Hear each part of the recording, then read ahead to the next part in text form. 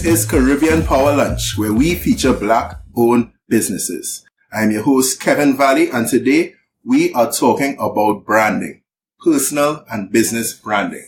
How do you get from being somebody only your friends know to a household name? And with us, we have an expert with over a decade of experience in the field. She is now a branding consultant. It's Jamila Bannister. How are you today, Jamila? I am fantastic, Kevin. And thanks so much for having me as a guest on your show. Appreciate it. Yeah, appreciate you coming over. Appreciate your time. Welcome back to the Cabin Studios podcast. Well, you know, Jamila actually helped me get this apartment. Yes, it's true. It's true. I did. If it wasn't for Jamila, there would be no Cabin Studios. It would just be a regular apartment with a microphone. It would just be apartment B studio. So, Jamila, you are a branding expert. You're a branding consultant. You've started your own practice, 3 years ago? Yeah, just about. It has evolved a lot since that time into what it is now. But I'd say it started about that time, yes. Okay. What I like to call this first segment in my head is the why should we listen to you segment. All right. So I don't want to read your bio too much. Just tell us a little bit about your background and how this came about.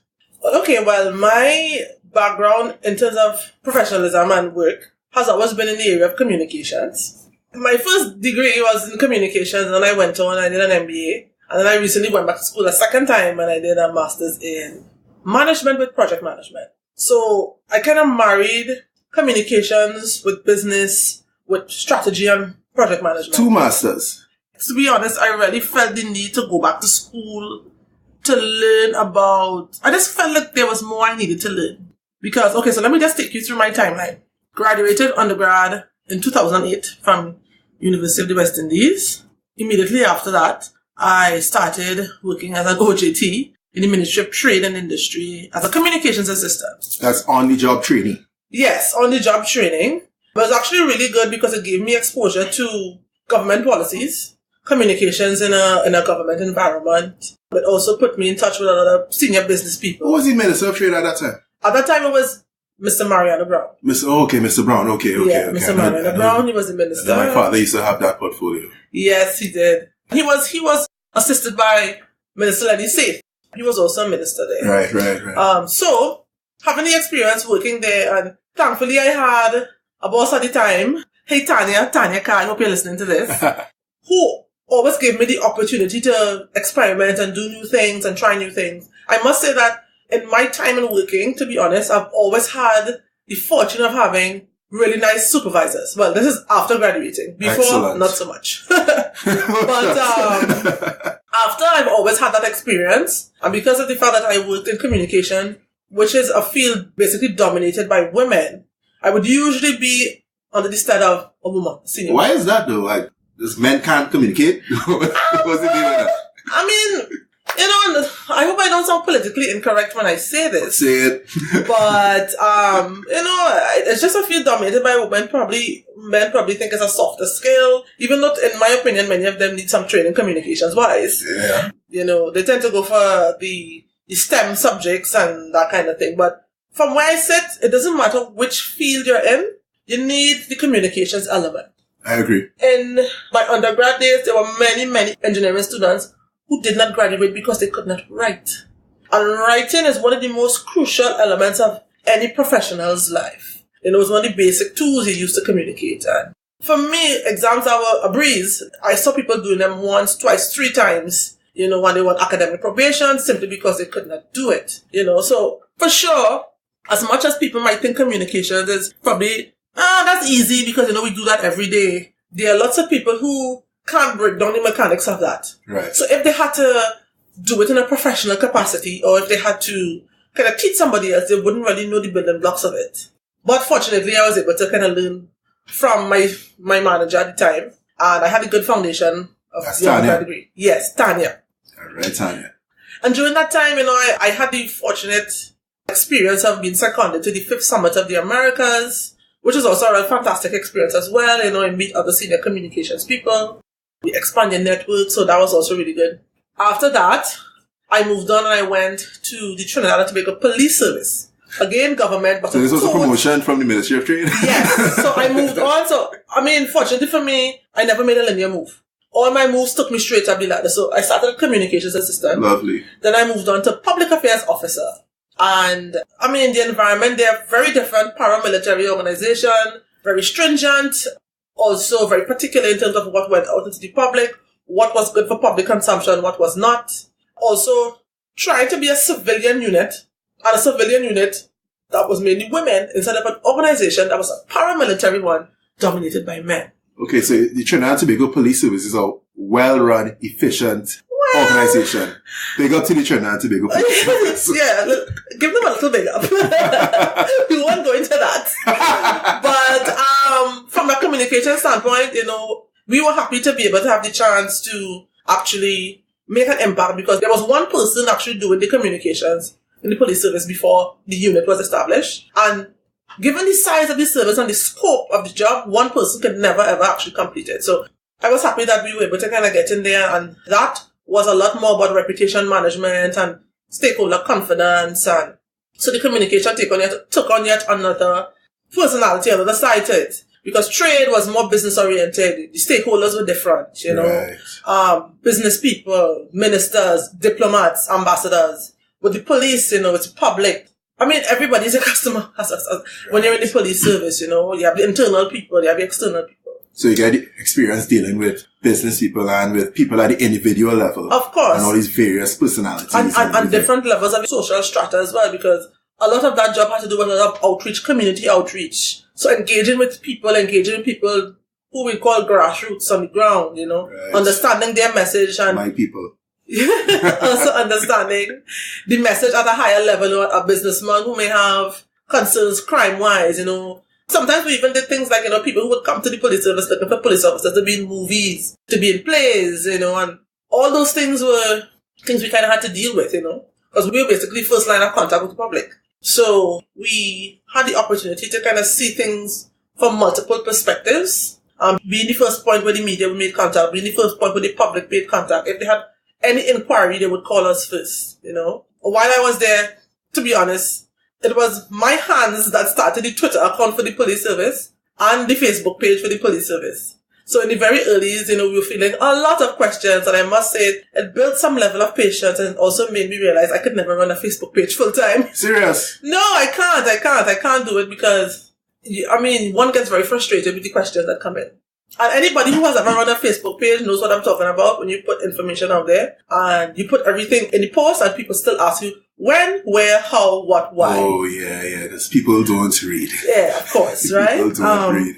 And I'm happy to see that the Twitter account and the Facebook page are still going strong and is now been joined by an Instagram account, which is even better. Excellent. Right? So you started a movement there? Yes, because I was responsible for external digital as well as internal digital through the intranet. I also did a lot of speech writing. We also did a lot of other types of writing, article writing, publishing stuff for the paper, report sanitization that we would send out to the media. Sanitization, I love that. So that was another perspective that we had.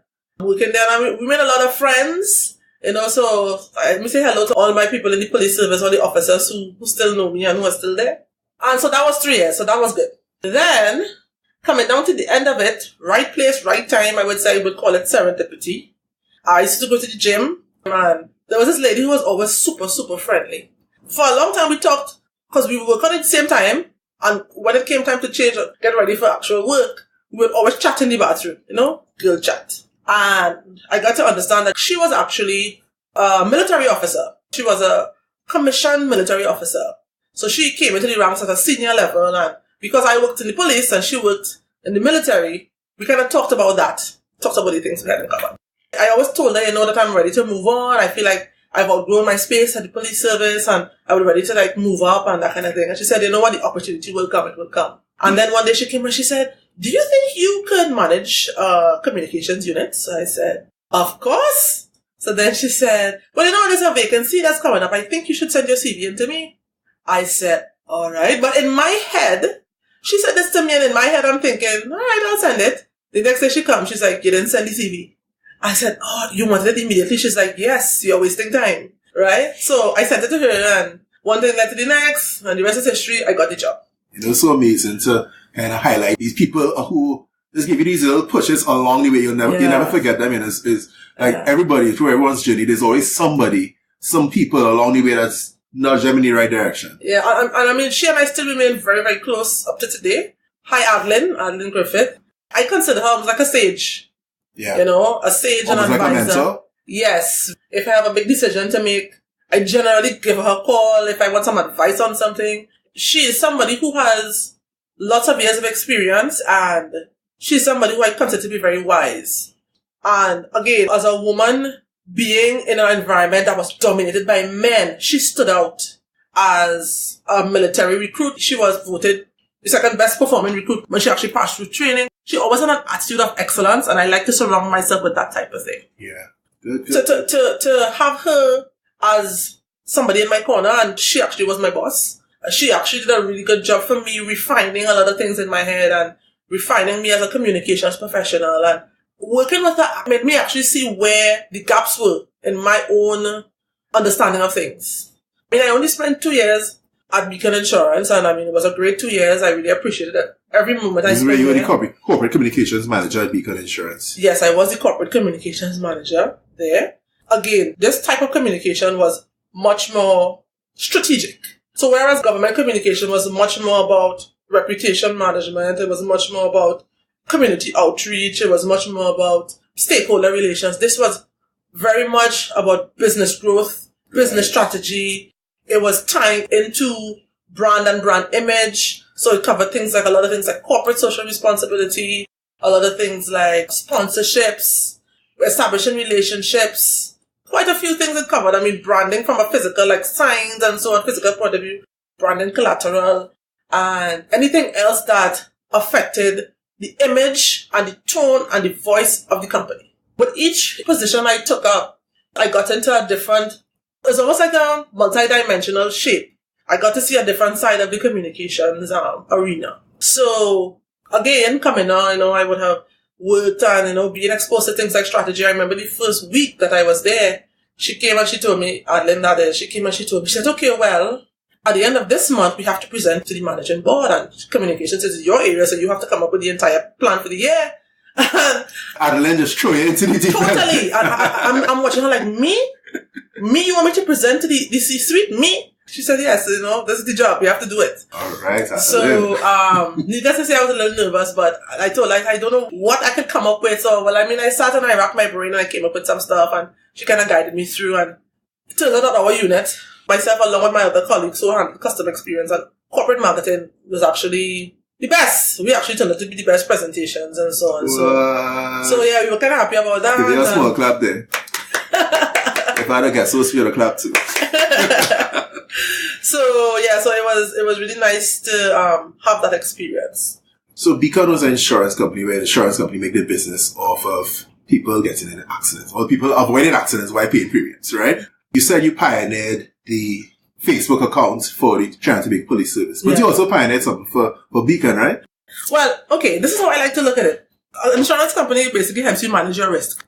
What we want to do is ensure that you're okay, but at the same time, understand that life is made up of risk, and there are times that you will need the support of an insurance company. I like to think of them as a silent friend, so to speak, right? Yeah. But while I was there, one of the things that I was able to kind of bring to the table was the Beacon Sober Zone, which was a huge one for me because it did something that other things didn't do in an insurance context.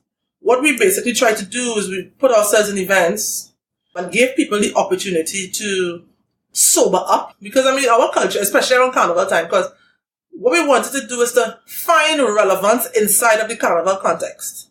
Because, insurance isn't the sexiest thing out there, If an insurance person calls your phone, you tend to want to kind of run away, no, not this time, I can't deal with you now. But for us, at the time, it was really about making insurance very warm, very welcoming, and almost making it sexy, young, youthful, and we wanted people to be drawn to us as opposed to running away from us. And a big part of that meant that we had to go where people were. Again, coming back to the strategic side of things. So in doing that, what I felt was important, Carnival is a huge part of our culture. I don't know, for those of you who are listening all over the world. Yes, Carnival had just completed in Trinidad and Tobago. And it's a huge time for a lot of brands to kind of get their products out there, to get themselves out there, get their names out there. So it's a prime time to be on the scene because you're seen by a lot of eyes. However, it was difficult for an insurance company to really break into the Carnival context because, the financial services sector is a little bit more straight jacket, more, rigid. Suit and tie and rigid. Carnival is totally different to that. You break away, you have a good time. You eat and drink to your heart's delight. And you dance to your heart's delight. So for us, finding out the balance between the two was important. And the sober zone allowed us to do that. So it was a setup where we would set up in fetes and a space would allow people to come and basically sober up if they had too much to drink. We would give them a few things to eat, things with salt that we felt that would help them sober up. Doubles, of course. Interesting. Water, and we used it as an opportunity for branding. So we branded all of our water. We branded the tent that we used. Right. We had pamphlets about our products that we put in packages for people. And we also partnered with Arrive Alive to do breathalyzer tests on the spot. So people would know what their blood alcohol level was, at the time. So that if they had to sober before they actually started to drive, or if they had to get somebody else to drive. So it was our chance to find relevance in the Carnival space, but also maintain a responsible type of image, but also being engaging because we were out there with young people. And for me, it was about demonstrating that we cared about people being safe more than we cared about them getting in an accident and getting their money. So from that point of view, the reality is if you crash a vehicle, we made money. For me, it was more important for people to be safe. And I think for Beacon, the message of caring and the message of us being an engaging company and we cared about people was important to be communicated. So that particular effort fell squarely in line with the image we were trying to portray and the brand we were trying to build. Apart from all the other things, I think that was one of the things that stood out, and I believe it is still done up to this point, even though I'm not there anymore. I didn't see it for Carnival, but then again, I wasn't really out for Carnival too much. But I believe it is still a part of the entire branding program that they have. That's good. It's good that you launched this program and it's still continuing to this day and saving lives. Even though we can't count how many lives it saves, but it's saving lives. So you had a good thing going on in Beacon, right? And then you got a scholarship to go to England to do a master's in project management. Yes, I did. Well, what happened is that things were changing at the time. The dynamic in Trinidad and Tobago was changing, and I felt like my role needed a little bit more development. Me personally, in terms of what I knew and what I learned. Because even though I would have done the MBA, for those of you who would have studied outside of your home country, it's nice to have a perspective that's different to home, because I would have done the MBA here as well. Correct. So, Adeline, I'll talk about her again. She always talked to me about the law of attraction. And she always talked to me about putting things into the universe and having them come back to you in a particular way. Especially when you set up things by virtue of your speech, your thoughts, your actions, and the people you surround yourself with, to be able to kind of bring a certain reality into your space. Now, I always wanted to live in the UK. I always wanted to have a chance to do that. I remember applying to go to grad school since 2009. And my friend and I both applied. And she went and I didn't because I couldn't afford it. And then in 2014, I had an opportunity to go there on vacation for the first time. When I went, I came home and I told my mother, I said, Mommy, I could live in this place. It's so nice.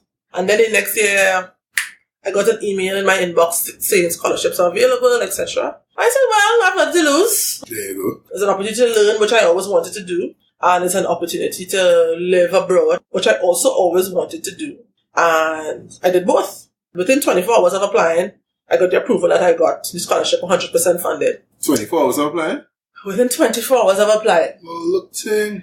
When I got it, and I went and I told my boss, she literally had a tear in her eye because she said, I don't want you to go, but I can't stop you from having your dream. Right? But I was happy that I was able to kind of go and do that, and it was a really fantastic year. I met a lot of nice people, and I learned a lot. And the strategy element of what I do now was influenced a lot by the degree I did there, because everything that I learned there was based in a strategic thrust in everything that you did. Whether you studied PM, whether you studied medicine, whether you studied engineering, whether you studied branding, that degree prepared you to think in a much more strategic way. So I was glad I was able to do that. And after completing that degree and returning to Trinidad, I was able to clearly marry the communications to the strategy. It was no longer about getting a message out there for getting a message out there's sake. But it was really about thinking, okay, how am I going to position a brand or company in such a way that people would be attracted to it and people would think and people would feel what I feel. People would have a clear concept in their mind as to the type of company this is. Because there are some people who want to start a business and their concern is making money. And I know what, everybody's in business to make money, so I can't even be upset about that. Yeah, that's like the default, right? Yeah, of course. You're not in business to shake hands, you're in business to make money. However, there's always a way to deploy resources in a manner to make them more efficient than just kind of throwing things out there. You want to be very targeted with the thing that you're doing, very specific. You also want to make sure that what you're doing is effective. So you don't want to have many different thoughts running through your head. And I want to make money, and I want to do this, and I want to do that. Some people start off with a very large vision. And because they don't streamline things, they find themselves putting out a lot of effort. And then the results don't compare. Yeah. I feel like some people have that kind of big picture capability, while other people are able to be meticulous and in the finer details. It's really hard for one person to marry both capabilities. Yeah. Would you say you're one of those people who could marry both capabilities? Well, I can, but I do have a preference for big picture stuff. I do have a preference for that. But one of the things I do love is I like to kind of map processes because I think that is the devil is in the details in that sense. I call myself a business and branding strategist, and I always talk about credibility and visibility. Visibility comes from people seeing you, people knowing that you're around, people seeing you in specific places, your ideal customer and the ideal people who want to buy from you, seeing you in the relevant spots. And then the credibility part comes from your operation being able to support that. Your operation being able to complete a process to deliver a positive experience, to deliver a complete experience. So in marrying those two, from where I sit, you have a complete business, because you can't put a message out there saying you're delivering X, Y, and Z, but the internal processes don't support that. So you'll only end up with frustrated customers at the end of the day. And if you're doing all this work and nobody knows, you have no sales. So you as a business owner will end up frustrated, wasting money, spending things. So we both have to come together in order for customers to be happy, and in order for staff and business owners to be happy. Okay, you mentioned your ideal customer. Yes. How would you profile your ideal customer for J. Bannister Branding Consultancy? Well, my ideal customer is somebody who understands that there are deficiencies in their brand operation. They are ready and willing to change. So they're not a know-it-all. They're not a know-it-all. They understand that they are not an expert in that field. They understand that they need support and help. They understand that the process will be uncomfortable. That's one of the things I want to touch on a little bit later. Most importantly, they have put down a budget for it to happen. And that goes beyond paying me my fee. Your fee? Yeah. It goes into being able to have to recalibrate things. Because sometimes recalibrating things means you have to spend money on systems or instituting new processes inside your business. It also means that you're in it for the long haul. You do not expect things to change overnight because your business wasn't built overnight. Your brand wasn't built overnight. A business can't happen overnight. It means that you're ready for all those things. You are open to advice and you're open to hearing. Because there are people who come to me telling me, I want to be on TV. I want to get on the radio. I want to do this. I want to do that. When I ask them about what they're doing, sometimes it's up to me to tell them, well, that is not what you need now. What you need now is to build up your reputation a little bit more strongly. So that when I see you on the TV and I said, wow, I like this person, let me see what else they have going on. And I go online, I can find you. You are not a ghost in the digital world, because that is what people make an assessment on now. If they can't find you, you do not exist and you are not relevant. So essentially, you could build a nice garden and let people come to it. Or you could go chasing people and tell them to come back to your garden and the garden run. Yeah. What you want to do is you want to have both things going on at the same time, right? But most importantly, I definitely want to touch on that element of being open to change, because one of the most difficult things for people to do is to accept that what they are doing is not working. They will know they need the help. They will know they want the change. But when the change starts to happen and it puts them out of their comfort zone, a lot of people tend to act like turtles and they pull their head back into the shell. They're afraid and they don't want to make a move. But I can guarantee you, I always tell people, trust the process. Allow things to play out. Allow things to be fleshed out.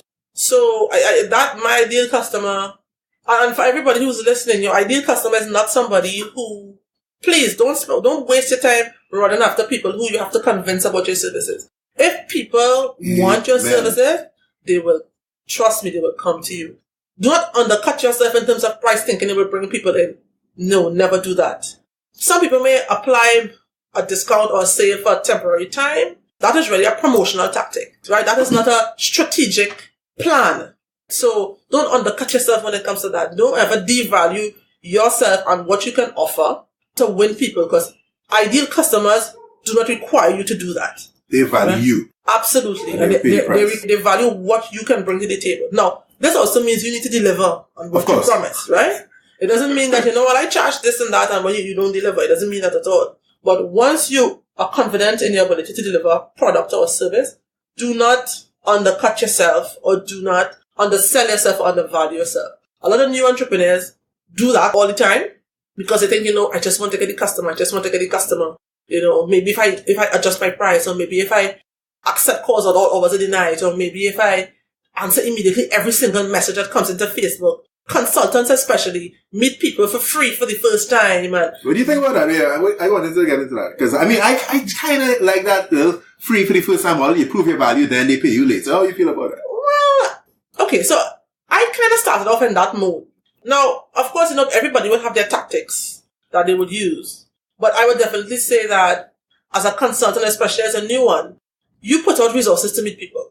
Whether you go to a place, or whether you drive in a car, you take an Uber or taxi or whatever, you pay transport costs. If you spend time researching their company to be prepared for your meeting, that is a consulting cost. All of these things add up. And for somebody to sit with you for an hour or 2 hours, pick your brain, so to speak, and then they take your idea and they try to run with it on their own, or they get somebody to do it, it's basically you giving away you giving your skill away for free. Remember, consulting is about time.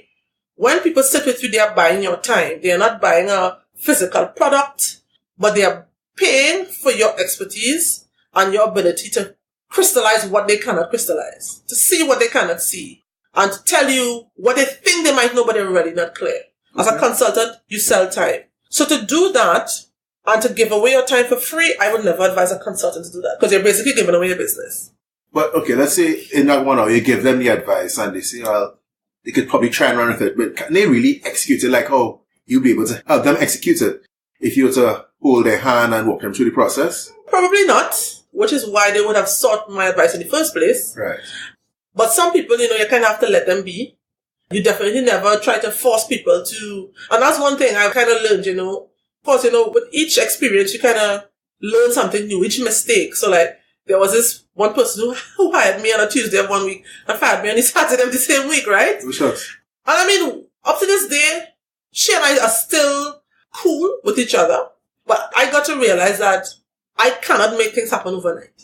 Oh, she finally wasn't working fast enough? Well, she was a little frantic because she was expecting sales to dramatically increase in a particular between Tuesday and Saturday? Well, let's put it like this. But you selling fried chicken? She and I were in conversation for about 3 weeks prior to her actually officially hiring me. When I say hire, I mean paying money.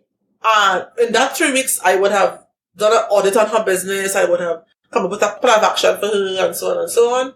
And there are certain things, but even in that process, and I was kind of learning a lot about consulting and a lot about businesses and ideal placement for certain things. So when she hired me and then on the Saturday she was upset about something and she fired me, to be honest with you, it was okay with me.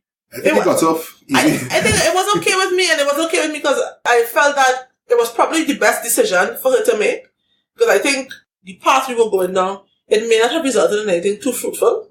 So I learned. I learned. Good. I was appreciative of that lesson because it allowed me to see where I need to draw very, very clear lines about what expectations should be. And I think expectation management as a consultant especially is important because, there are lots of people who think, well, I'm paying you this money. And in our culture, I find very often, if people cannot see something physically or they cannot touch it or feel it, it's difficult for them to understand what they're paying for. It's difficult for them. So a consultant... Difficult for them to see the ROI in it. Yeah. So the ROI for them needs to be... Tangible. It needs to be like a neon lights in front of them, glaring in a type of way. But the reality is, when you are restructuring a strategy for a company, or you're working on somebody's visibility, it is going to take time. Even something as simple as, because part of what I do includes PR, even something as simple as that means that I need to liaise and leverage relationships to get people on TV, radio. Sometimes there are things I write, whole stories I write, and I send it to the press and then they never get published. But there's certain things I have no control over. In a case like that, I now have to think of an alternative means to get that message out there. Whether it's, publishing it on a website or on a blog or somewhere so it could be seen. And those things take time to negotiate back and forth, etc., But somebody who isn't in that field may not kind of understand why is this taking so long and why is this like this and why didn't they publish it? So you kind of have to kind of walk people through certain things for them to understand what is going on. And that will kind of apply to almost every aspect of customer service, right? Yeah. They don't know what's going on behind the counter. They don't know what's going on your screen. Exactly. Yeah, and so I think having a particular type of reputation as a brand helps you in situations like that where everything may not be going well, but because you have built up goodwill in the market, because people say, you know what, okay, they made a mistake this time, but generally they are this type of brand, or generally they are this type of company.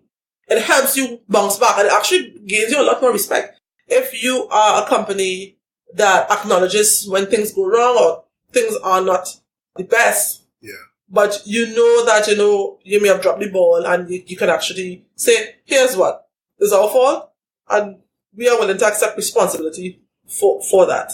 So, how was it starting out your branding consultancy and getting your first few clients? How was that client acquisition process? Well, how was that challenge? I see you took a deep breath and said, woo! Well, to be very honest with you, when I was in the UK, I did a makeup workshop because I'm also a certified makeup artist, right? Right. So I did a makeup workshop in the UK. It was really fun. I had a good time doing it. And when I came back home, my intention was to do consulting at some point in time, but to find a job, right? Okay. Because I said, you know what, I need to rebuild my capital reserves and so on and so on. Right. Capital reserves, I like that. Yes. Your war chest. As life would have it, it's been almost 2 years and I haven't gotten a single call for a job. So I had to create my opportunity after spending about 2 months watching Netflix waiting for my phone to ring. I said to myself, no, if you cannot repurpose this information that you learned, all this money that you spent, because scholarship, but there were still other things I had to pay for myself out of pocket. And you cannot use this information to earn yourself a living. Why did you even bother to leave here and go to school? You just wasted the entire year, basically. So I told myself, okay, I need to get myself together. So I basically planned a PR campaign for myself. I was in the paper, I was on TV, I did a workshop, and it was good. So you made yourself a client? I made myself a client. And I said to myself, if I can do this for me, I can do it for other people. Because there are people who would love somebody to write a nice story on them and love somebody to organize some airtime on TV for them and organize some airtime on radio for them and get them on a blog or, the hottest media people to interview them. In my mind, I am always biased towards the story being told. That is what branding is really. In any aspect of managing a brand portfolio or your brand architecture, the story being told in the way you do things is what people fall in love with. People love to hear how you got to this point, where you fell, how you got up again. People love that, and art is cool, and art can be really sexy, but I am very biased towards storytelling and people. Authenticity. Absolutely. So, I told my own story, and people liked it, and they came to my workshop. I like your story too. and it was good, and, I had such a good time doing the workshop. I said to myself, okay, this momentum is great, let me keep doing it. And then there was a lull. Then I had to go back to the drawing board. Okay, how am I going to do this? How am I going to do that? I need clients, I need clients. And then, I started to work my network. And then I got an opportunity to do consulting for a year with a local fitness company. And that was also pretty good, kind of taking them from being disorganized to being, So your role there was what?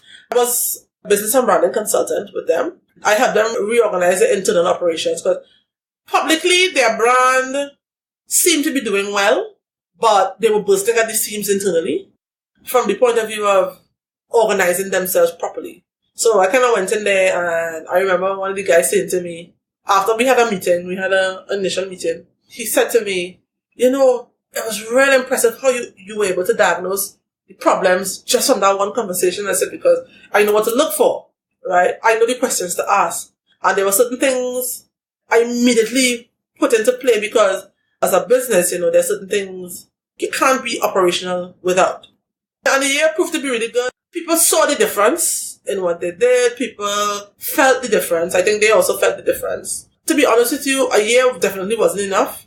And there were other things that came along. I had people asking me to do PR for them. I had people asking me to do other consulting for them. So that was like a launching pad for you then? After the lull of struggling to get clients, after you got that 1 year contract, you had a lot of people coming to you now. Your garden was built. Well, it was being built and it's still growing. More people were asking, and even through them, there were opportunities that came. Opportunities range from fitness, entertainment. Another branding person actually asked me to help them with something that they were doing. But their area of branding is visual.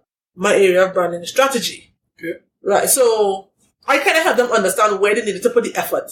So even though we were in the same field, and that's the thing with branding, it's so large, people could be on two totally different sides of the spectrum and know they need help from somebody else in the industry. Definitely.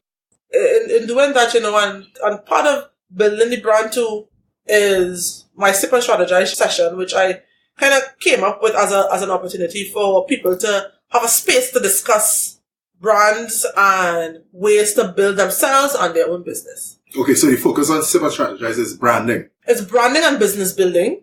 Okay. And it really is a conversational series where like-minded people come together and we talk about, it's almost like learning through osmosis. Okay. Because when we come together and we sit and we speak, definitely we exchange ideas and, who may be using a particular tool or a particular service. And through that exchange of information, people make friends, they connect, and projects and collaborations actually come out, It's not anything too heavy or we sip, we strategize. That's it. You sip wine, you sip rum, what do you sip? Anything you want to sip. Podcast, I'll be sipping. Anything you want to sip, because we normally host it at a lounge.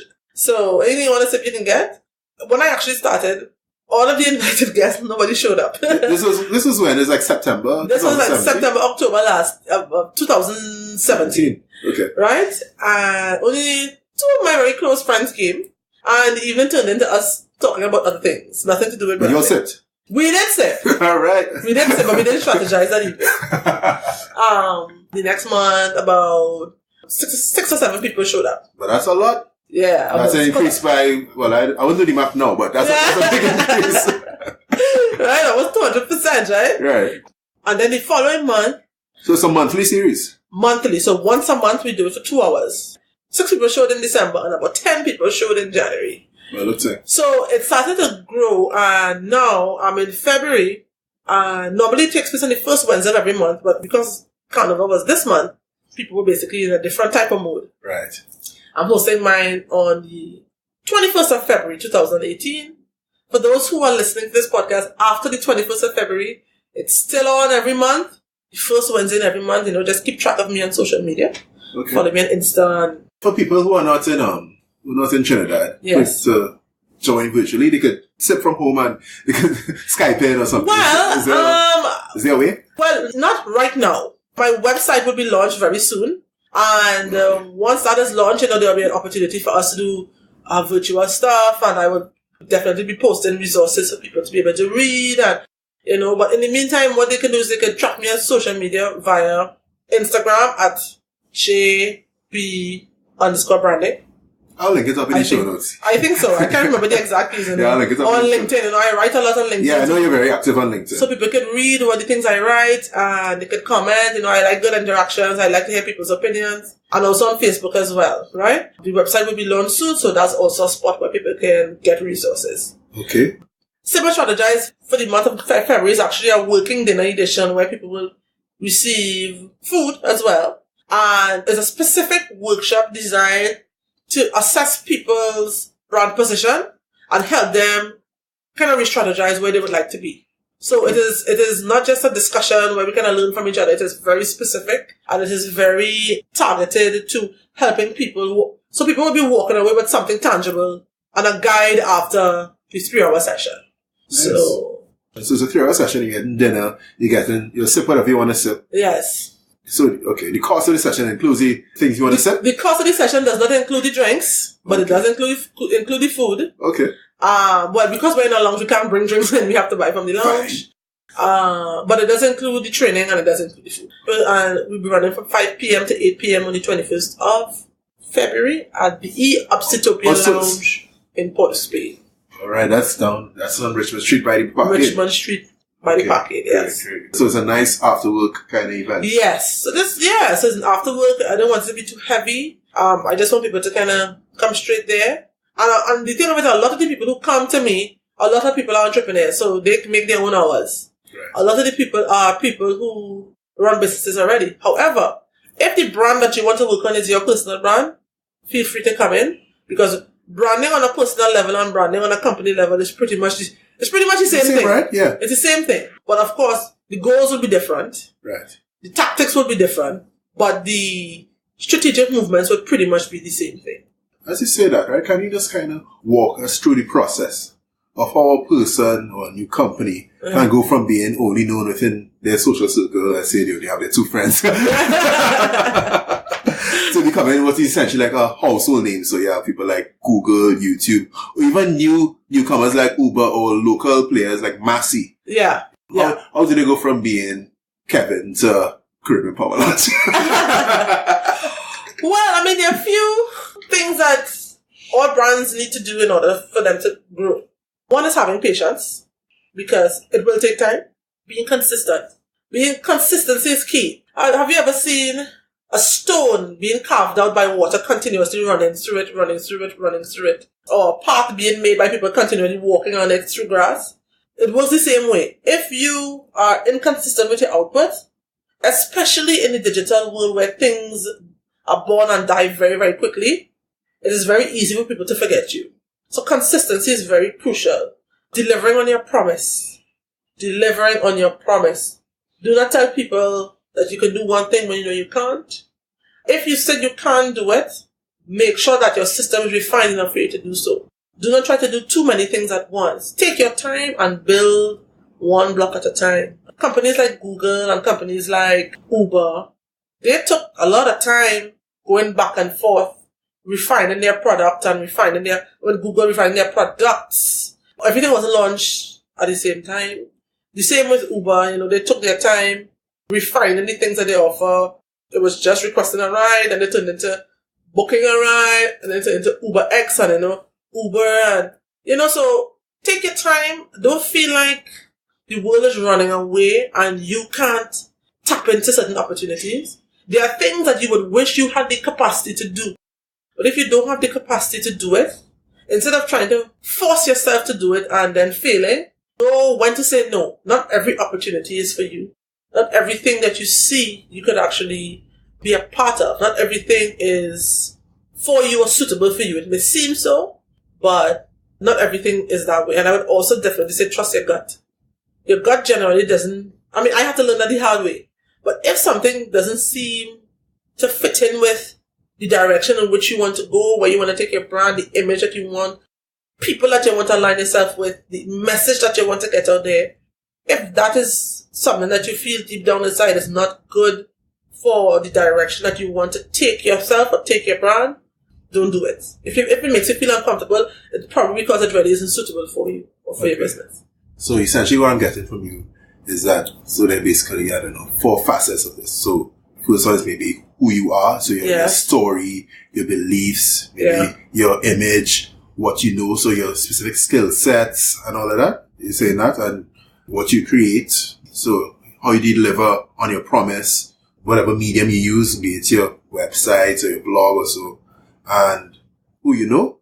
So be it your clients, your following, your subscribers, who you know is very important. Customers. Yeah. Okay, great.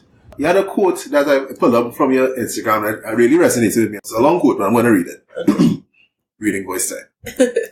Brand development requires an ecosystem approach. Yeah. That is everything working in unison for sustainable growth. Yeah. Brand reputation is as much about public relations as it is financial management. Now, for the benefit of the listeners and me, can you just expand on this? Because it's interesting that you mentioned balancing both public relations and financial management. I feel like many people, they have one or the other.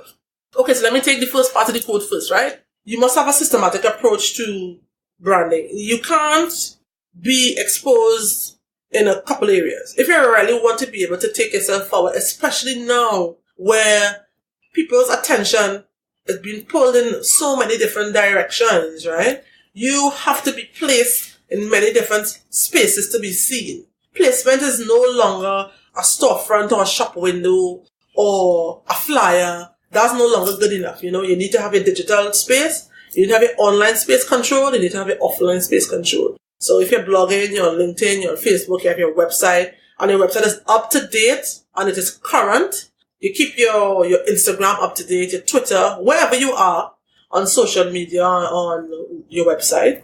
Keep that up to date, keep it relevant. Also, try not to do too many things in the digital space so that you find your digital footprint kind of spotty all over the place. It's noisy. Yeah, manage what you can. Don't do too much, right? In the offline space, you need to manage that as well. This is about your network, who you're talking to, who you're meeting with, the events you're attending, the types of messages that you're putting out there, the types of charities and so on you may be affiliated with, the types of things you're sponsoring if you're a business big enough to sponsor, the type of people you partner with, you have to manage your offline activity as well. The way you dress, the way you speak, the way you behave. What is the ABCs, and the attitude, the behavior, the communication, and with the D now is digital. So you kind of have to manage those two things together, and everything has to work in an ecosystem in order for you to be able to make the biggest impact.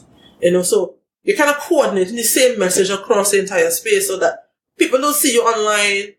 We were talking earlier, we said like Instagram is a liar, right? Yeah.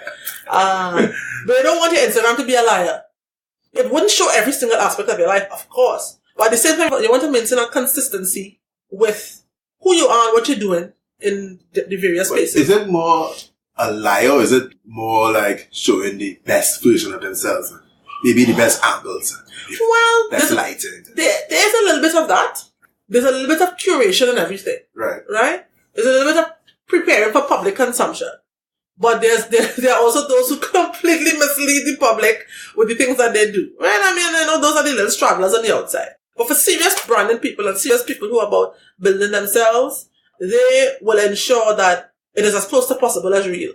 Especially if you are somebody who has built your brand on authenticity and being real. Now, there are some people who build their brand on being a totally different version of themselves, and maybe that is what they want. But if you're building on authenticity, which I think is the sturdiest foundation upon which to build, try to make sure things are working in unison all around. Now, when I say PR is as important as financial management, I mean a business cannot properly run without proper financial management.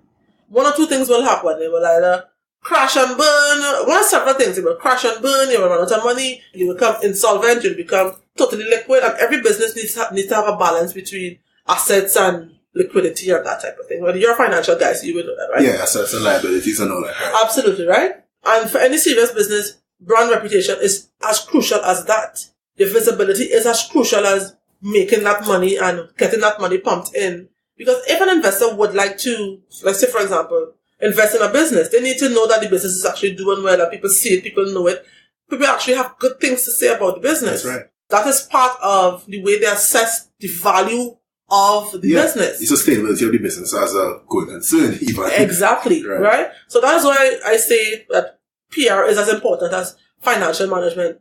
From where I said it actually needs to be part of the discussion in the boardroom.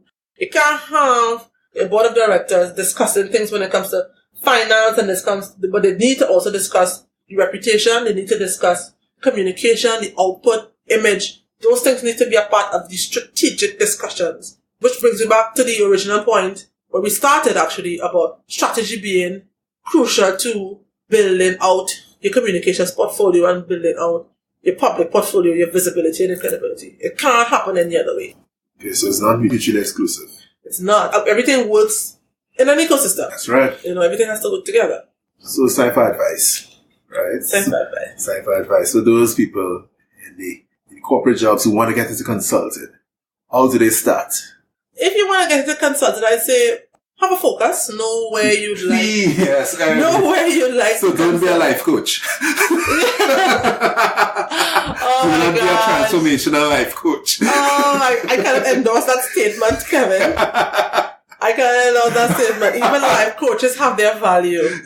But even in a life coach, you have to focus. You need to have a focus. Exactly. It can't be everywhere. I need a life coach. You know what, podcast world? If you're a life coach, please call me. I need a life coach.